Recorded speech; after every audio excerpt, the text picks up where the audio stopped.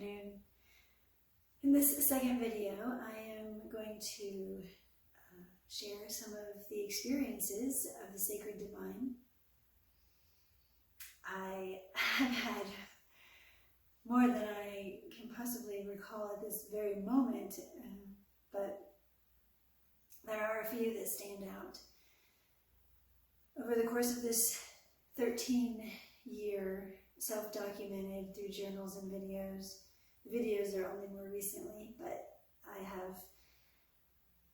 don't even know the exact number, but probably close to 300 journals from 2006 when I started keeping journals to present day.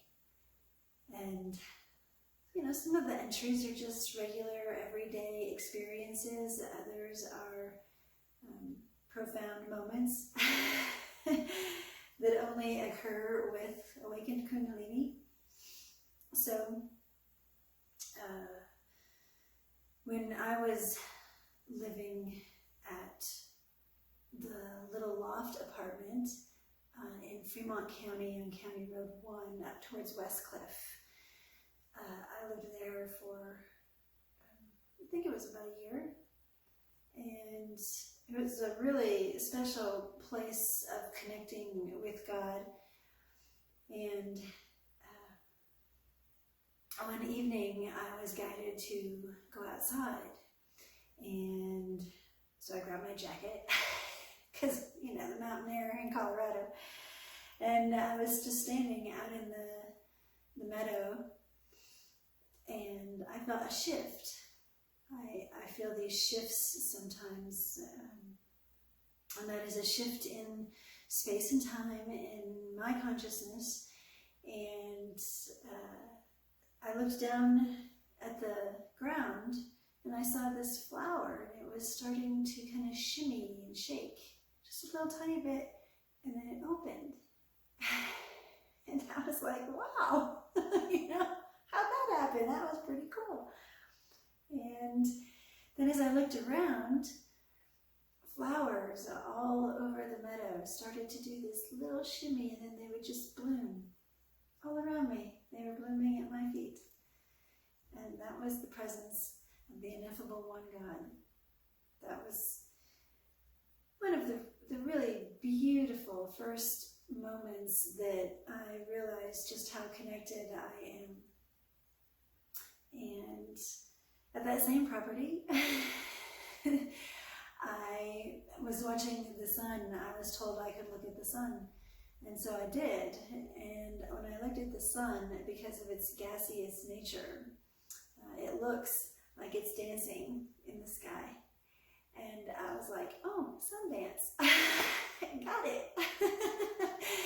The sun appears to dance in the sky, and you can only see that. Don't look at the sun and damage your eyes without awakening Kundalini and being told that you can.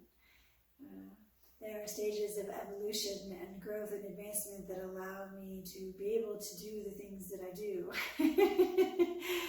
So, anyway, another really fun moment in nature with God, the Ineffable One, was I saw these rabbits. They came out from the bushes and the trees, and it was during mating season, and they started chasing each other around. And I was like, oh, what is that? And then they started jumping over each other, and they were just playing in the natural wooded area of their home. And I was privileged to be able to watch that. And that was another very special moment of the Ineffable One. Along the course of this journey, Jesus, who is my soulmate, who is my masculine counterpart, and I am his feminine goddess, he comes to me. And in the beginning, because I was not elevated enough to be in the presence of divine, I would only see him from a distance, or it would just be a beautiful experience in nature. But as I have been elevated in frequency and transfigured into light, my light body, then he's able to come to me and I'm able to stand in the presence of divine without being vaporized.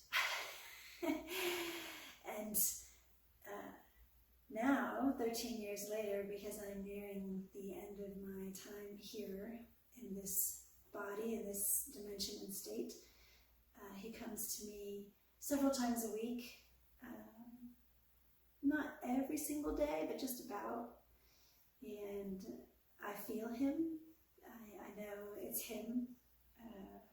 He has imprinted upon me his soul print, and so I cannot be fooled by the ego trying to imitate him. I feel him, and I have this instant peace and joy. It's really beautiful. My hat is sliding off. I apologize. I don't want the ego influence, so I have to keep my head covered. Anyway, the very first time that I was aware that he came to me since Awakening Kundalini was when I was called to go to the top of Monarch Mountain, which is on the Continental Divide in Colorado. And so I drove up there, and I think it's mile marker 197. I'm not exactly sure, but it's just over the crest, about 2 miles down. And there was traffic backed up. There was an accident or something, and I couldn't see the accident. All I could see was a line of cars and trucks and semis and campers stopped on the road. And we were all stopped there for about an hour. And people would get out of their cars and walk around, bored, sitting there waiting in traffic. And I was looking around, watching them, and then I looked up at the sky, and the clouds were kind of a gray, white, like it could rain, but it wasn't like a big, threatening storm. And as I watched these clouds, they started to change. And I'm like, what is going on? And next thing I know, there was an opening in the cloud, and it was like an archway door. And there was a male figure in it, and he started to come towards me, very slowly, but he started to come towards me, and his arms were open, and he was smiling, and I was like, oh my gosh, that's Jesus, that's like that prophecy thing that they've said, that he's going to come back on a cloud or something, and I was just like, right now, right here. That was like 2015. And anyway, I watched, and it was really slow, and he was coming towards me, and then he kind of stopped, and I went, oh my God, it's like God, I gotta get a picture of this. So I turned and I grabbed my camera, and when I turned back, he started to go back into the clouds, and I was like, where is he going? Wait a minute, where are you going? And anyway, I started to cry. One, because when the presence of divine comes to you, it's very sensory overloading. Your entire being. It seems like, when you have like white noise in your ears and you're like, stop it. Well, divine is like a freight train. Everything is like loud, but there is this intense energy about it, which is like, it's like huge on all of your senses. And so you are drawn to the divine, but at the same time, it's very sensory overwhelming. And I was not extremely elevated in frequency at that time, so it affected me more profoundly. So I cried. That's the only way for me to kind of release that energy at that time.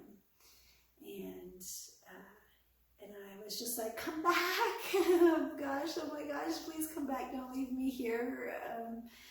And I was crying and I was all upset, and then they cleared the traffic. And we proceeded down the mountain, and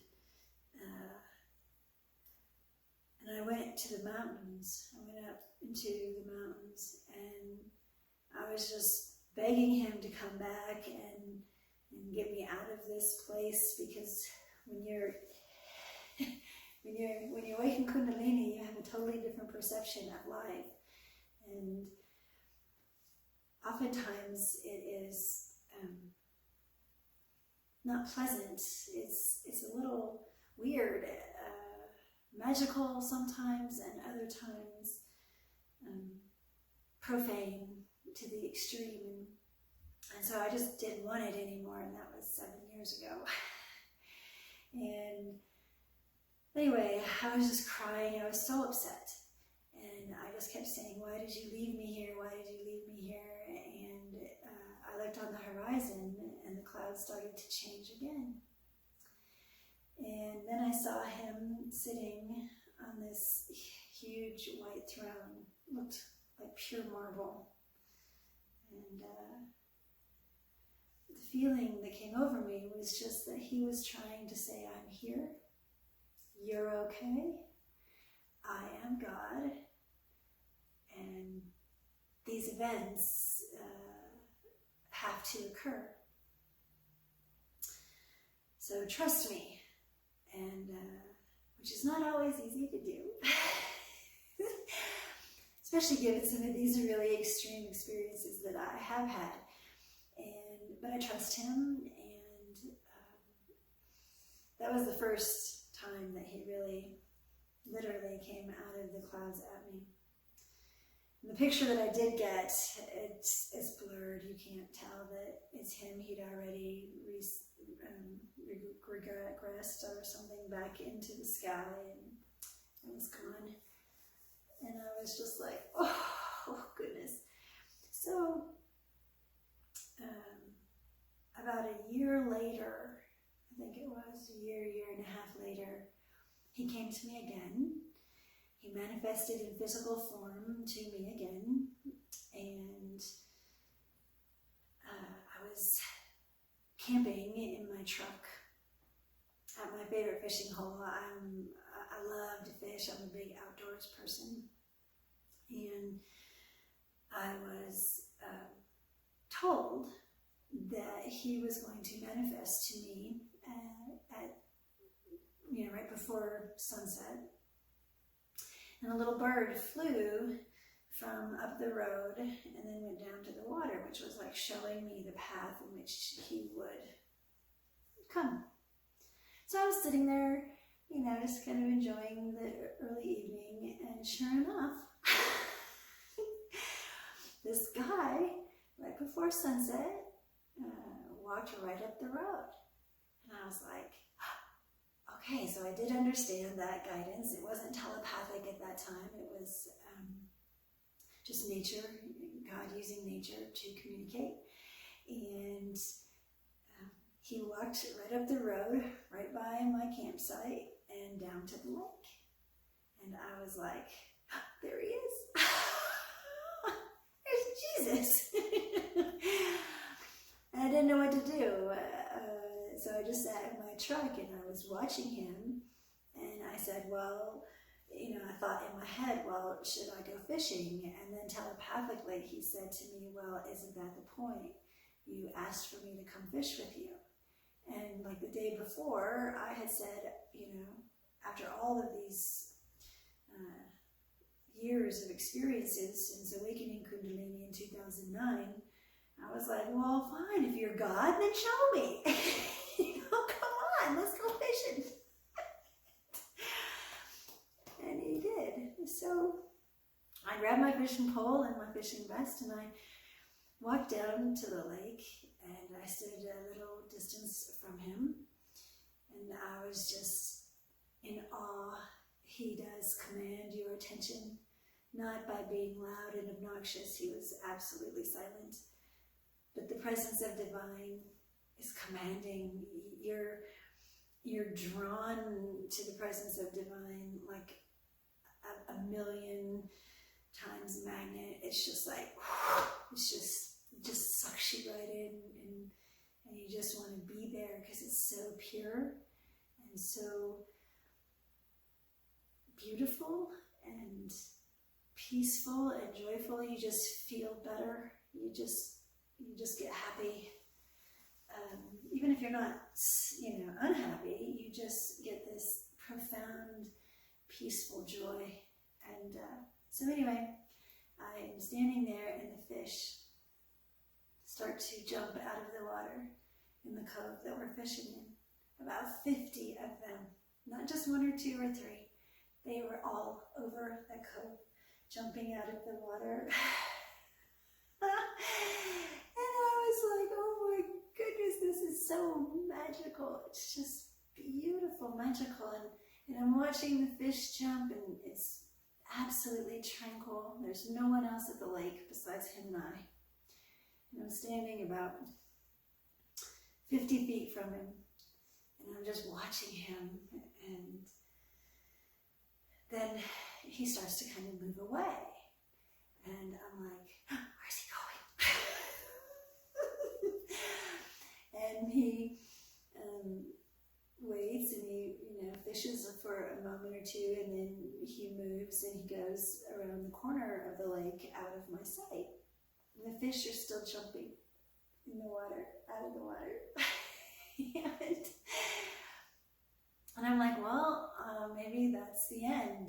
So the fish started to diminish in jumping, and less and less and less. And I thought, well, I'll just go back up to my truck. And so I walked back up to my truck, and I sit there for just a minute, and I go, well, thank you, God, for manifesting to me as Jesus. And then I look up, and he's walking down the road towards me. I was like, he's back! Yay! So I jump out of my truck, and I go walking towards him. And there we are. He was about 60 yards away, and we just came face to face. And so I was standing there looking at him. And he has dark hair. I've seen it both long and short. On that day, he was wearing a hat, so I didn't see his hair. It's kind of multicolored, really. I mean, it's dark, but it has a little bit of blonde highlights and red highlights, and just subtle. It's mostly just kind of brown. But he has a very close-shaven beard and mustache. Very clean line cut.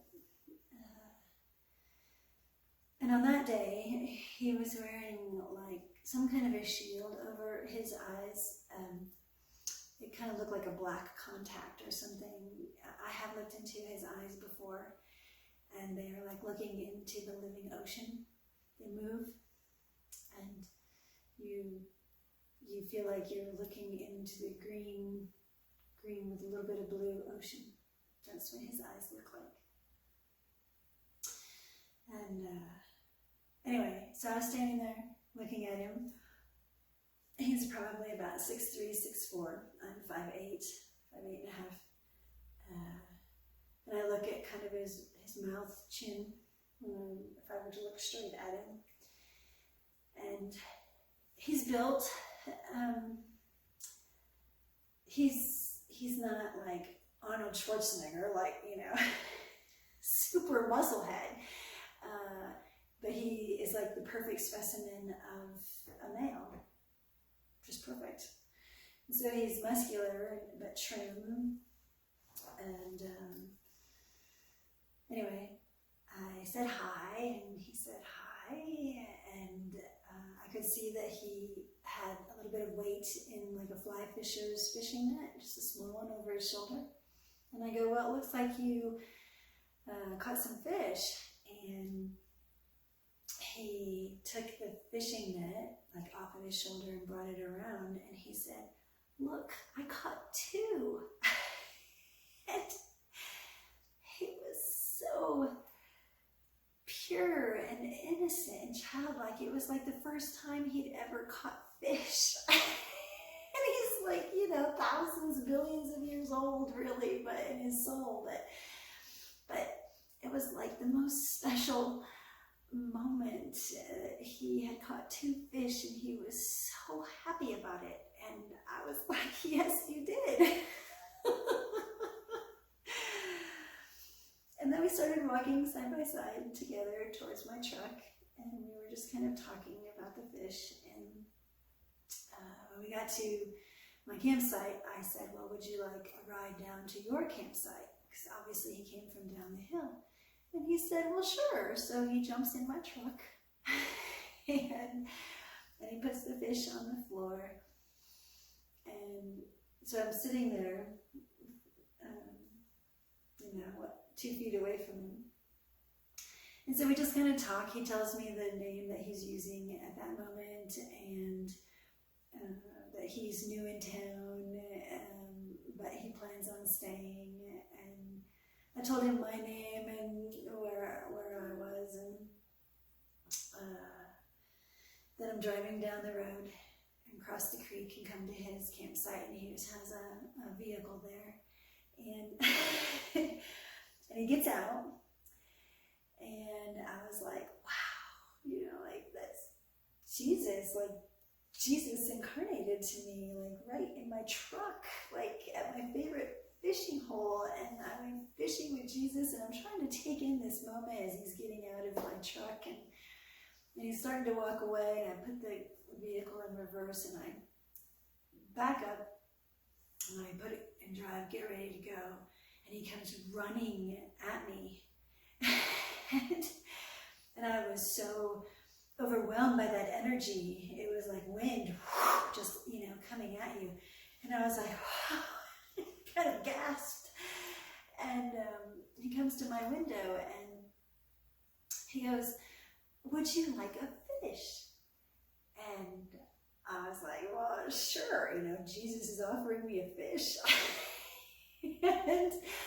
and so I parked the truck and opened my door, and he has the net, and he reaches in, and there's a rainbow trout and a brook trout. The rainbow trout is a little bit bigger. It's probably about, I don't know, maybe 16, 18 inches long, maybe about a pound and a half. Nice size rainbow. And then there was a smaller fish in there, and it's a brook trout. And the brook trout was probably more pan size, maybe 12 inches, 13 inches. And he reaches in and he hands me the brook trout. And I said, thank you so much. And he said that he would probably be back camping and fishing again because he really liked it. And then he left. So I set the fish down on the floor and I drive back up to my campsite. And what's really important about this story, not only did Jesus manifest to me and I went fishing with him, but I was camping in my truck. I had very limited funds, so I didn't have a lot of money for food. And not only did he feed me, but the brook trout is my absolute favorite trout. Just is the best tasting fish that I've ever had. And Jesus gave that to me for dinner. It was really awesome. Really, really awesome. So that was the second time that he came to me in a really profound way. Since then, I have been elevated in frequency and my DNA has been changed. My entire bodily and spiritual being has been increased so that I can be in the presence of divine and be less overcome by the power. So my power is more equal to the power of divine, and I don't get overwhelmed. I do get joyful, and since I have a connect to him, he imprinted on me, and I have a connect with him. I feel him, so I know that it's him, and it's just a really beautiful, beautiful moment. God has an equal. It's his feminine side, or it's his her masculine side. God is male and female. And when they come together, they